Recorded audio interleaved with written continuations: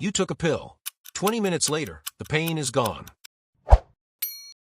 But here's what nobody tells you. The painkiller didn't go to where it hurt. It went somewhere else entirely. It went to your brain. And it didn't remove the pain. It convinced your mind that the pain simply doesn't matter anymore. That's not medicine. That sounds like a magic trick. So let's pull back the curtain. Imagine your body is a house. A big, complicated house with thousands of smoke detectors installed in every room. In your stomach, your back, your knees, your fingertips. Now you've got a stomach ache. Maybe you ate something bad, maybe you're stressed. Doesn't matter. The smoke detector in your belly goes off. It sends a signal, a tiny electrical pulse, racing up through your spinal cord like a wire running from a basement all the way to the attic. That attic, that's your brain. The signal arrives, the brain reads it, and then, only then, you feel pain. Not before. The feeling of pain is manufactured right there, in your head. The stomach didn't hurt you. Your brain decided to hurt you. On purpose. Because pain is a message, not an accident. So what does a painkiller actually do with that message? Here's where it gets interesting. Your body already has its own built-in pain-off switch.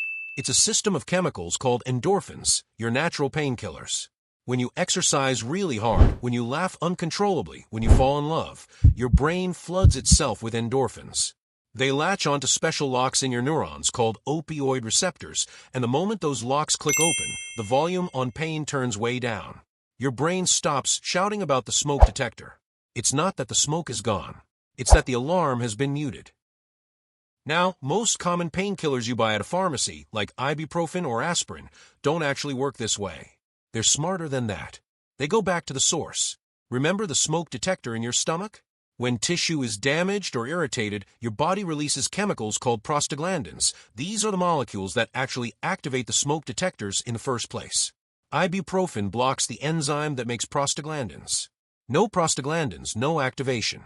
The smoke detector never fires. The signal never leaves the basement. The brain never receives the message. And so, you feel nothing.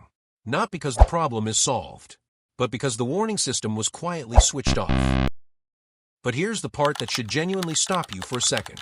Stronger painkillers, opioids like morphine or codeine, don't even bother with the smoke detector. They go straight to the attic. They walk right into your brain and manually sit down on those opioid receptors we talked about. They pretend to be endorphins. And your brain, completely fooled, opens the door. And then something extraordinary happens.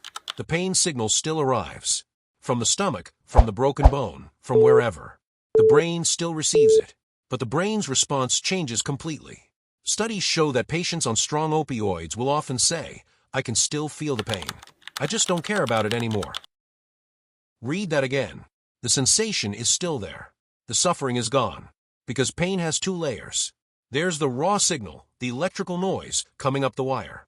And there's the emotional meaning your brain gives that signal, the panic, the urgency, the "this is bad, do something now." Opioids strip away the second layer. They leave the sensation, but they dissolve the story around it. Your brain gets tricked into treating an emergency like background noise. So next time you swallow a painkiller and feel better, remember what actually happened. Your body didn't heal faster. The damage is still there. What changed is what your brain chose to do with the information. Pain was never just a physical event. It was always a decision made quietly, instantly, and automatically somewhere deep inside you.